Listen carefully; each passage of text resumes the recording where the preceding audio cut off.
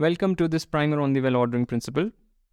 In this lecture, we'll look at an illustration of the functional form of the well-ordering principle, or what I call the functional form anyway, because I do not think there is any standard terminology of that sort. So what does it say? It says that suppose we have a function from a set S to the set of natural numbers, then there is some element in the set S such that the value of the function at that point is at most the value of the function at any other point. Okay? So it's a very simple statement. It just follows from the usual well-ordering principle. And at the same time, here we cannot ask for uniqueness of this point, clearly. Alright, so we saw all that earlier, and now we will see how to apply such a thing. So what we will be doing is showing the classical result that this number is irrational. In other words, it just means that there is no rational number whose square is 2. Okay.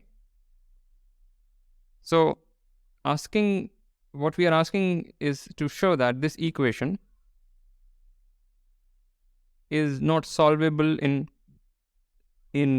integers, meaning you cannot find integers x and y such that this equation is satisfied.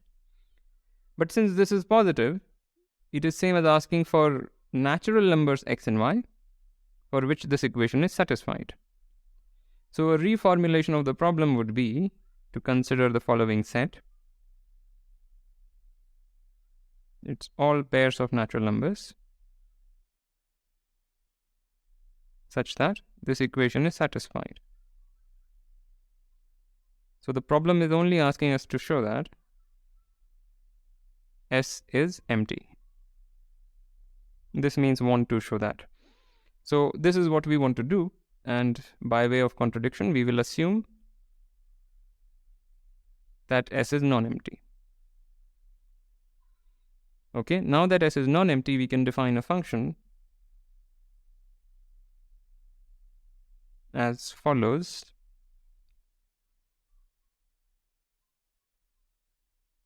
Right, that is our definition.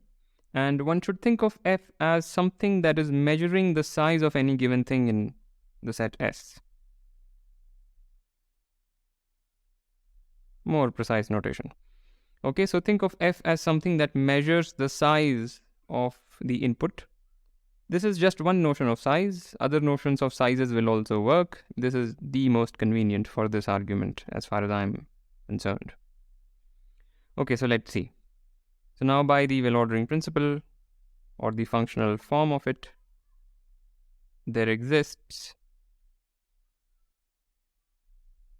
an element a comma b in S such that this is smallest possible. Again, when I write f a comma b, when I write this, I really should be writing this, but I hope you do not get confused. For all pairs in the set S. Okay, fine. Now, for the moment, we should turn to a picture. So think of maybe give me a second. Yeah.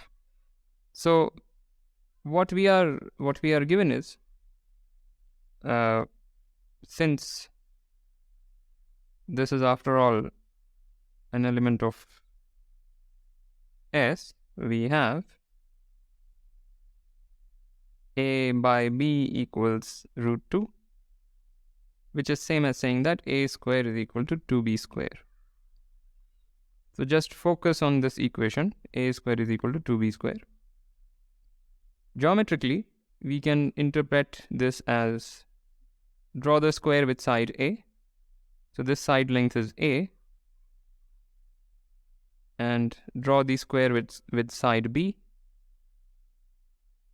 And now what this says is that two copies of this square have the same area in total as the area of this square.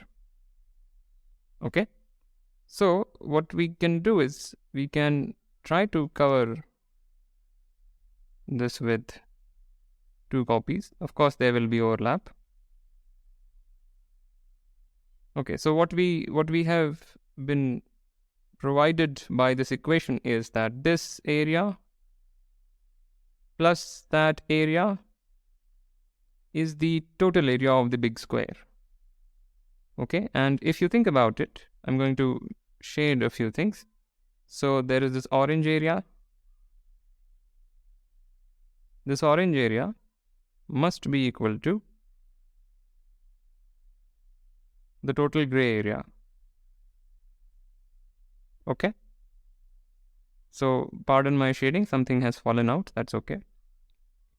So if you just think about it, this means that the orange area should be the same as the total gray area. And once you agree with that, let us figure out the expression for the orange area and the gray area. So if you find, both of these are squares, these are just squares, and this is also a square. So let's just find the side length. What is this side length? This is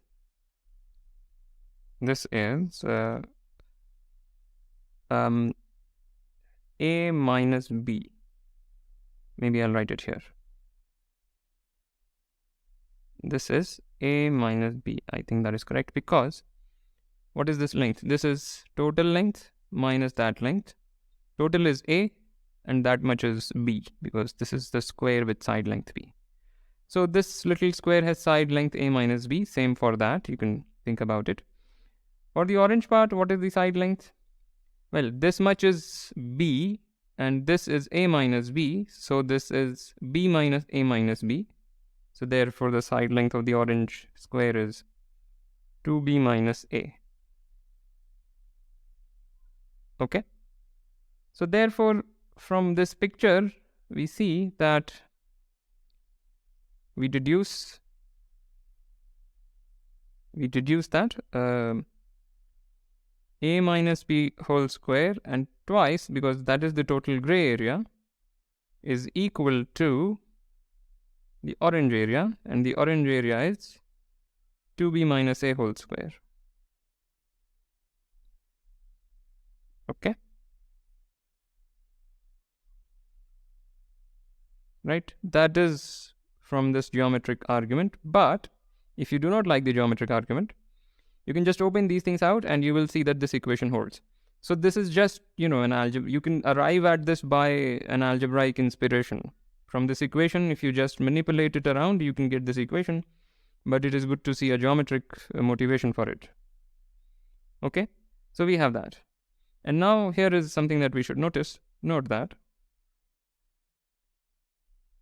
first of all, A is greater than B. Why is that? Because just look at this equation. Since A square is 2B square, or you can look at this equation, it's even easier. So since A is equal to root 2B, this is greater than B. So A is greater than B. And similarly, you can show that 2B is greater than A.